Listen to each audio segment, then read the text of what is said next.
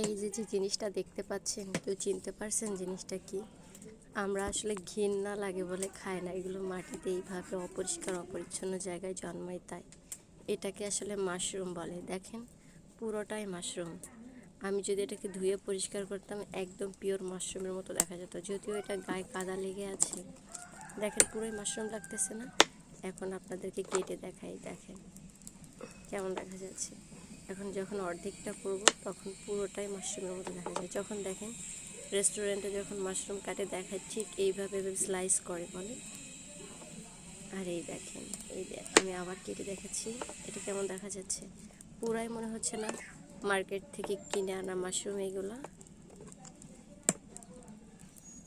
আসলে এক হাতে মোবাইল নিয়ে আর এক হাত দিয়ে কাটছি, তো ভিডিও করতেছি এক হাত দিয়ে আর এক হাতে কাটছি, তাই হয়তো ভালোভাবে দেখাতে পারতেছি না। এই দেখেন, আবার একটা স্লাইস করে দেখাই, পুরাই মাশরুম না? দেখেন, আসলে আমরা এটাকে ছোটোবেলায় বলতাম কি মানে ব্যাং হিসু করলে এরকম হয়। ঘৃণায় তো তখন হাত দিয়ে ধরতাম না, এখন শুনি মাশরুম নাকি, তো হচ্ছে গিয়া এগুলো একটা ছত্রাক জাতীয়। তো তাই আর কি আজকে আগ্রহ করে আমি কালকে অনেকগুলো আমার রান্নাঘরের এরকম বৃষ্টির ফলে স্যাঁতসেঁতে জায়গায় হয় এগুলো অবশ্যই। তো আমার রান্নাঘরের চারিপাশ দিয়ে এরকম হয়েছিল, আমি কালকে অনেকগুলো ফালাই দিছি। তো আজকে আপনাদেরকে কেটে কেটে দেখালাম। আমি কালকে একা একা কেটে কেটে দেখছি, তো আজকে ভাবলাম বিষয়টা আপনাদের সাথে শেয়ার করি। পুরাই মাশরুম, দেখেন। কেউ বলবে এটা মাশরুম না? আমি এগুলো এখন ফেলে দেব।